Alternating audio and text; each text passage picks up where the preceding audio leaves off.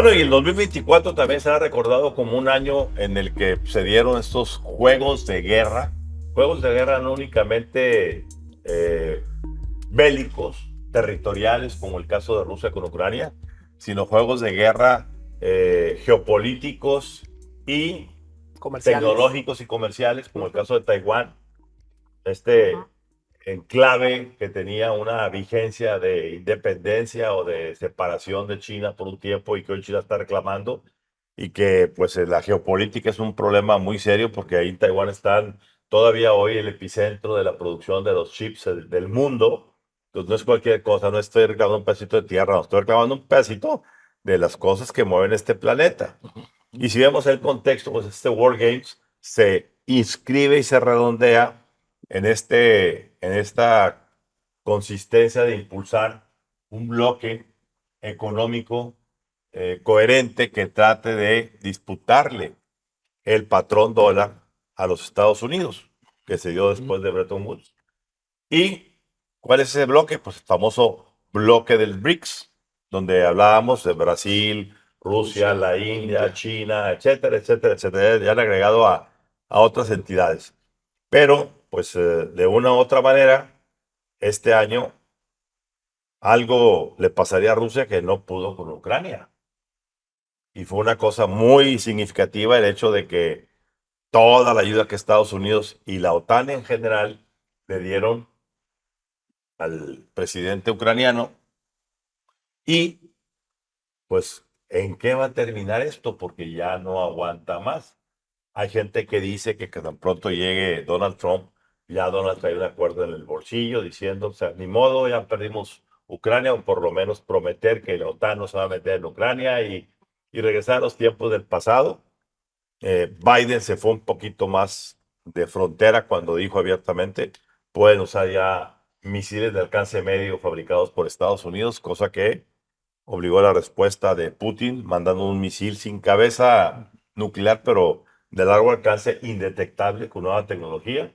Es decir, el mundo se vio inmerso en este 2024 en juegos de guerra muy, pero muy peligrosos que nos colocan en un parpadeo de que en cualquier momento alguien, hasta los coreanos, no hay que dejar de mencionarlos aquí, puedan eventualmente pedir un estallido en una alianza que pues alguien ya está diciendo que el mundo está cansado del, de la vigilancia, del guarurismo de Estados Unidos en todos los terrenos, sobre todo, y aquí dejo el comentario, cuando los países afiliados a la OTAN están en un momento de extrema debilidad Claro. económica y política en Es- donde no pueden aportar gran cosa, ni el Reino Unido, ni Alemania, ni España, no ni existe Italia. Europa ya. No existe Europa, ese es el punto, Rodrigo, no existe Europa. Ujú.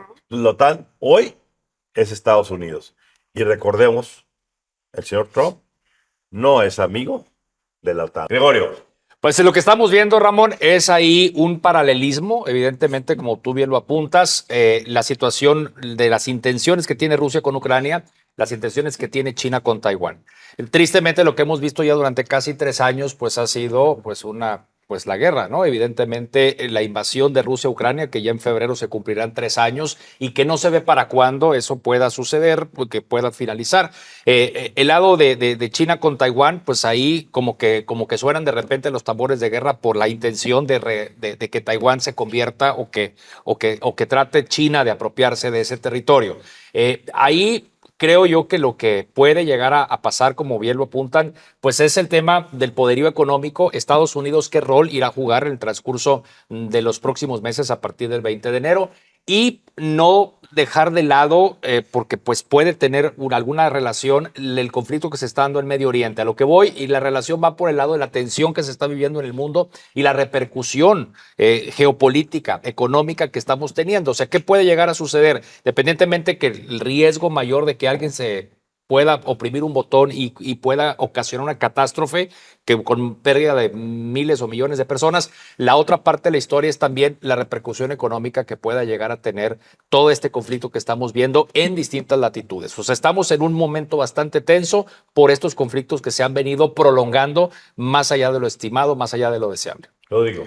La victoria electoral de Donald Trump para esta segunda gestión tiene una particularidad muy importante, es que por primera vez hay un mandato para que Estados Unidos abdique de su rol como un poder global y sea un poder regional o con preponderancia en ciertas esferas de influencia. Es decir, ya no son el superpoder del fin de la historia que decía Francis Fukuyama con el colapso de la Unión Soviética en 1990.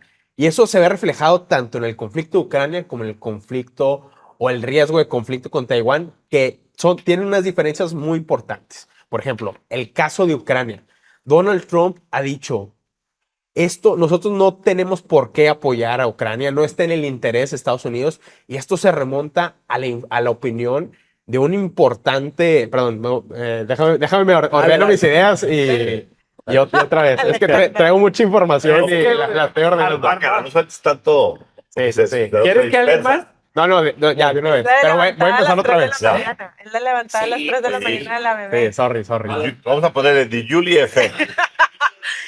Va, voy desde el inicio. Lo digo. A ver, Ramón, la segunda gestión, la victoria electoral de Donald Trump para su segunda gestión tiene una particularidad importante. Por primera vez hay un mandato en Estados Unidos para que el país abdique de su rol como superpoder. Ahora buscan ser solo un superpoder regional o un país con amplias esferas de influencia, pero no ese poder magnánimo que escribía, por ejemplo, Francis Fukuyama en 1990. Y esto responde en gran medida a la influencia de un personaje llamado John Mearsheimer. John Mearsheimer, este pensador geopolítico muy influyente en la nueva coalición de Donald Trump, que dice, a ver, está en el interés de Estados Unidos, sí, contener a China, pero no confrontarla. Y también está en el interés de Estados Unidos no intervenir abiertamente en Europa. Europa ya no es estratégica para Estados Unidos. Rusia no es estratégica para Estados Unidos.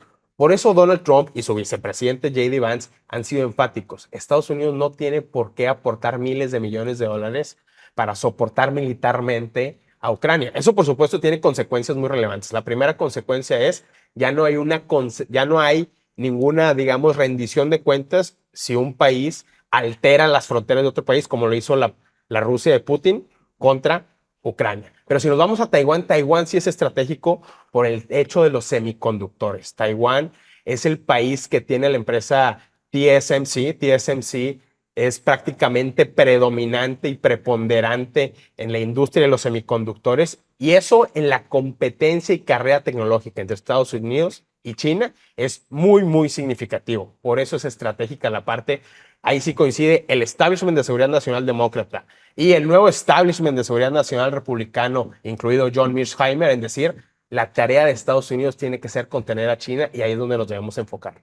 Alejandro. Qué diferente era el mundo cuando eran los gringos contra los rusos, ¿verdad? En ese escenario bipolar de la Guerra Fría, donde el mundo se movía en dos ejes.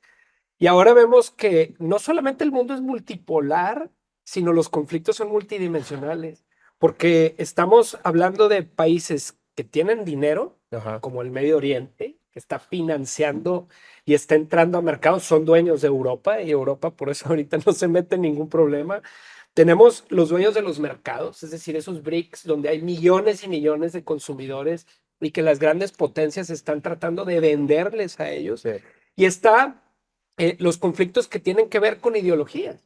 Y estamos hablando de Israel y todo el conflicto que está viendo. Es decir, el mapa geopolítico ya no se puede ver como qué quiere Trump y qué quiere China, ¿no? Sino qué quiere qué país, en qué lugar, pero al final qué es lo que busca. Porque es bien interesante ver que incluso países como México nos estamos metiendo en problemas serios geopolíticos cuando volteamos a ver a China, ¿no? Como para que entre al mercado y empiece a meter en cuestiones de telecomunicación, en cuestiones tecnológicas. Lo que quiero decir es que este 2024 fue un tema muy importante para los nuevos liderazgos. Y creo que los nuevos liderazgos, como Donald Trump, hasta como Claudia Sheinbaum, no le entienden todavía al escenario y no saben qué conflicto comprar. Creo que el año que entra vamos a ver cómo esos liderazgos le entran a los diferentes y hacen aliados. Estamos hablando de que hasta el Temec está en crisis hoy, ¿sí? Entonces, pues espera un año muy movido en ese territorio. Marcela. Ahí voy, espérenme. Ah, ahí voy. no.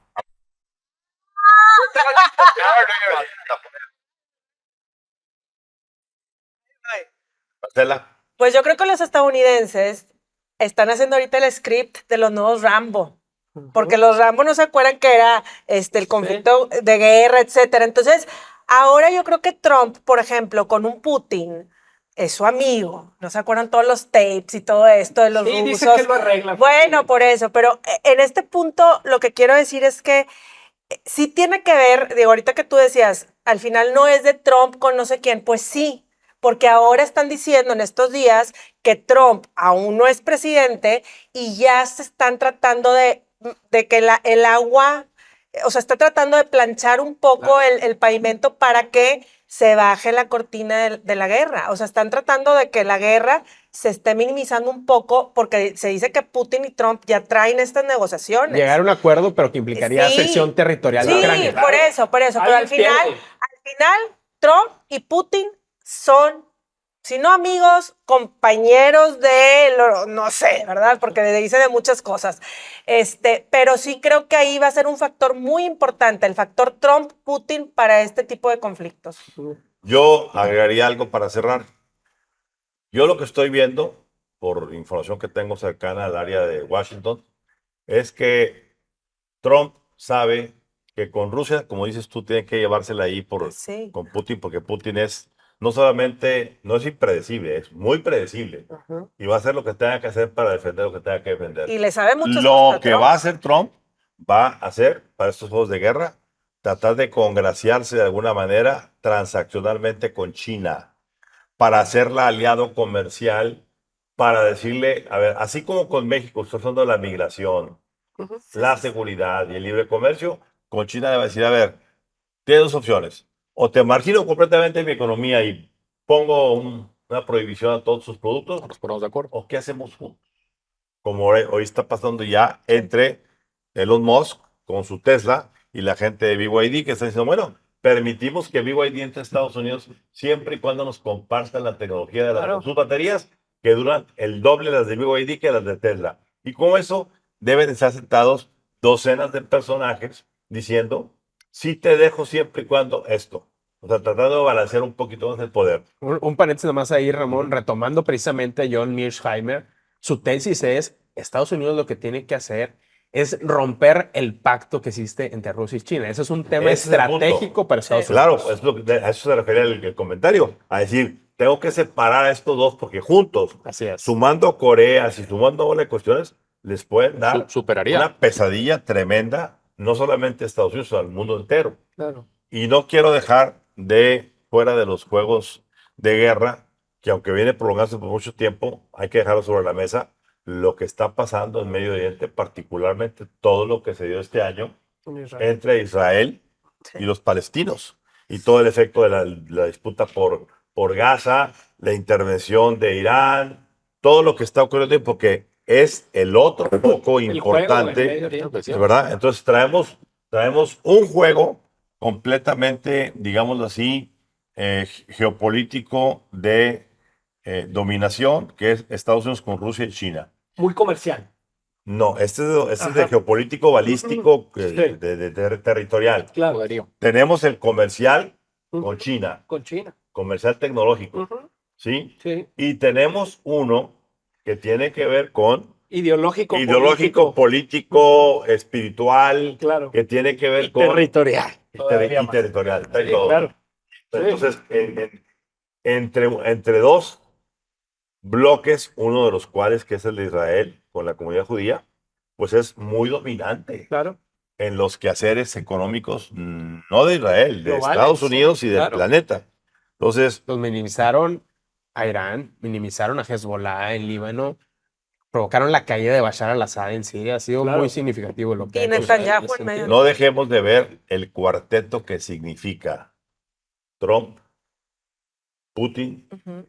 Jinping y Netanyahu. Netanyahu. Ahí se los encargo.